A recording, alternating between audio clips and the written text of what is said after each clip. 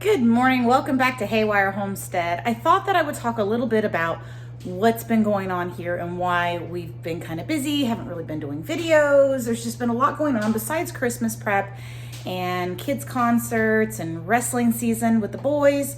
We also found out that we had a big issue in our crawl space, and I can't remember if I actually even mentioned this before, but we had noticed that the floor on the first level had kind of been settling a little bit or bowing. This house was built in 1991, so it's not a brand new house, but it's not a super old house either. Basically, the biggest thing that we noticed was that our cabinets in the kitchen on the one wall had actually been pulling away from the wall, and there was a gap along the backsplash and the countertop that was getting bigger. So we started being very concerned that we maybe had a bit of a structural issue. So we called a crawl space company in that deals with structural issues as well as moisture issues, because we've had moisture issues in our crawl space. We went ahead and replaced the gutters on the house so they don't leak anymore. So that's going to help a little bit.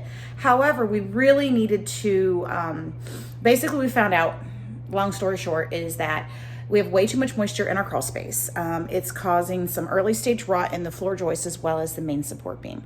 Nothing that's structurally dangerous or anything like that, but enough to where we've had excessive settling or bowing of the floor. So the moisture has caused the floor joists to bow, and the main support beam has dropped about a half an inch on the pier, on its support pier. So what we wound up having to do is we had to have them come in. They have dug a drain, they've put in a sump pump in the crawl space and put a pipe that goes out into the yard to make sure that we get rid of any excess water if we ever have any, or when we do, especially with excessive rains we've had in the last couple of years. We're going to be putting a vapor barrier down there ourselves to save some money, and we are insulating the band board and everything as well to help with heat efficiency ourselves. However, the structural issue we couldn't fix ourselves. So what we're doing is they've actually come in and they poured some footers down there. They have put in 2 steel beams. One is 12 foot long that runs lengthwise into the kitchen. It goes basically from this exterior wall here out past the island to the middle of the dining room floor. And then the other one is in the office there. And then today they're coming in to put the jacks in. But I thought I'd show you guys a little bit about what we've been what we're dealing with the floor bowing. Let's see. And hopefully we'll be able to get the money to replace the flooring, because it's going to wind up having to be done too, as well as you guys have probably seen a lot of videos where we've got the subfloor only in that office room there. We had to rip the carpet out. It was no good. And our old dog, Allie, bless her heart, her kidneys started going. And when that happened, she started having a lot of accidents. And for some reason they were, I guess it's kind of a good thing if you think about it, right? That they were focused in that room. So we had to get rid of all the carpet and everything in there. So I'm going to show you guys what's been going on with the cabinet. Okay, so up in this cabinet, look, you shouldn't be able to see a gap. And I don't know if you guys can tell, if it's too dark in there, you can see how that gap was there when we moved in. However, it wasn't that big. And it's grown, it's probably about 2.5 inches now. It was probably only about an inch when we moved in. And then back here, behind the microwave, look at that. Yikes, that's scary. And then you can see where the tile counters, which I hate tile counters, they're very unsanitary.